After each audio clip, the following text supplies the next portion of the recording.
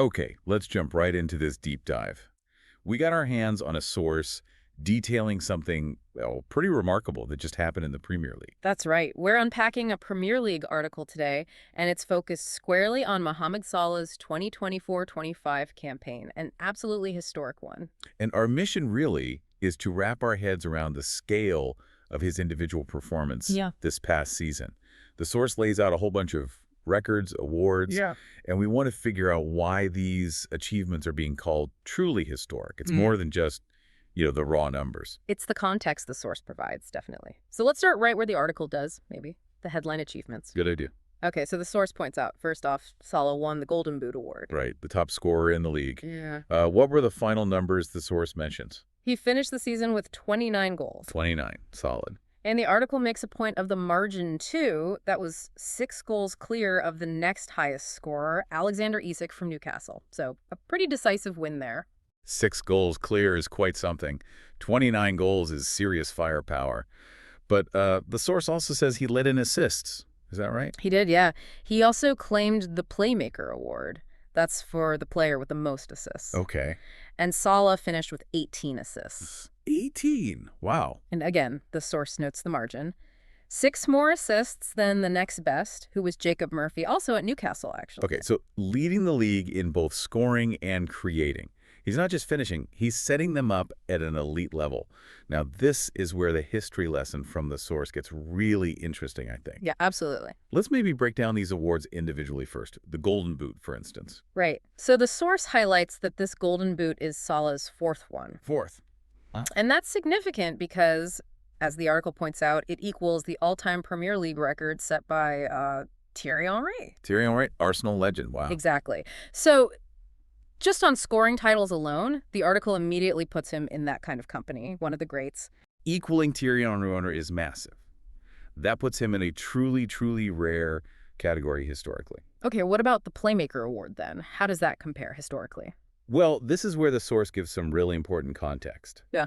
The Playmaker award itself, it was only introduced back in the 2017-18 season. Ah, okay, so it's newer. Much newer than the Golden Boot, which has been around forever, basically since the league started.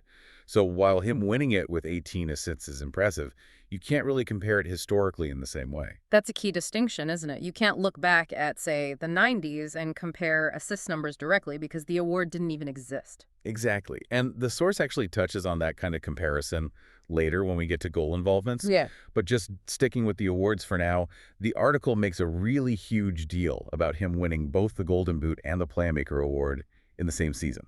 Right, because that's not the first time he's done that, is it? Right. I think the source mentioned 2021-22. Correct. Yeah, he pulled off that exact double in 2021-22.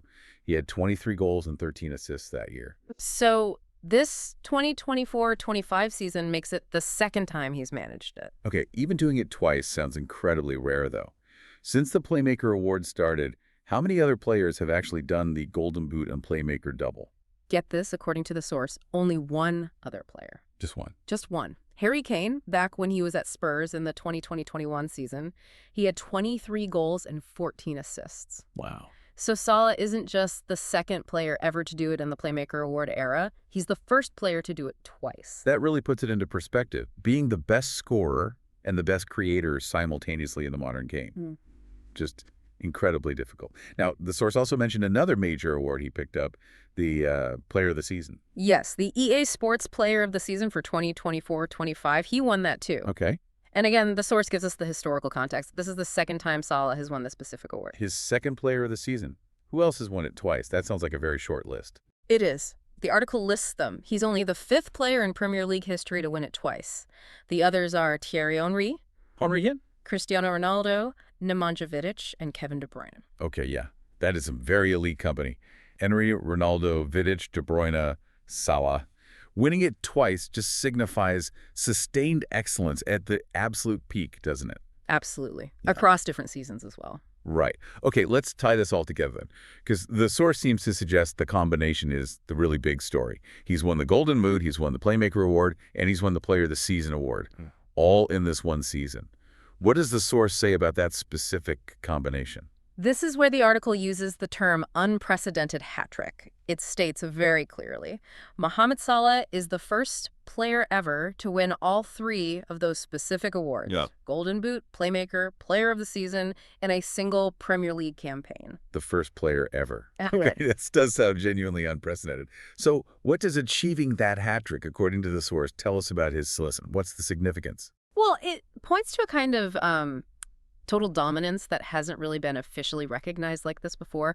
Winning the Golden Boot shows the elite scoring, obviously. Yep. Winning the Playmaker confirms the vision, the creation for teammates. Right. And then winning Player of the Season means he was recognized by, the voters could be fellow players, managers, experts, depends on the exact criteria, as the single best, most impactful player overall in the league that year. So it's the blend. It's the combination, individual scoring, creative output, and that overall perceived influence and quality. That specific mix, winning all three, is what makes it unique in the league's history, according to this article. It's about impacting the game offensively in, pretty much every way possible, and getting the recognition for all of it. That really does frame the scale of his influence this season. Now, there's one final kind of mind-blowing stat the article highlights, and that's about goal involvements. Yep. Yes. The combined goals and assists. With his final numbers, the 29 goals and 18 assists, Salah actually matched this single-season record for total goal involvements in the Premier League. He matched the all-time record. What was the number? 47 goal involvements, Yeah. 29 plus 18. 47 in one season. That is immense. And the source says he matched a record. Who held it before? Or who does he share it with? He moved level with Alan Shearer, Legend. who had 47 goal involvements way back in the 1994-95 season, and Andrew Cole, who also managed 47 the season before that, 1993-94. Shearer and Cole. Two more absolute giants of the Premier League era. But hang on, the article points out a really, really crucial piece of context about those records, doesn't it? Something about the seasons. It does, and this is maybe the key bit of analysis from the source on this stat. Both Alan Shearer and Andrew Cole, they achieved their 47 goal involvements back when the Premier League season had 42 matches. Ah, right. 42 games back then. Salah achieved his 47 in a 38-match season. Hold on. So they had 4 extra games, 4 more opportunities to rack up those goals and assists, and Salah matched their total of 47 in the standard 38 games we have now. Exactly. That completely changes how you view that record, doesn't it? Yeah. I mean, hitting 47 is incredible either way, but in fewer games. It absolutely does. While the raw number 47 is the same, achieving that tally in 4 fewer matches means Salah's rate, his per-game contribution, was higher than the previous record holders. The source even includes a table showing other big goal involvement seasons. Henry's been close, Haaland recently, Suarez. Yeah. And Salah's 47 sits right there at the very top, level with the all-time high, but achieved in this shorter modern season format. What does that difference, the 38 versus 42 games, what does that make you think about this record?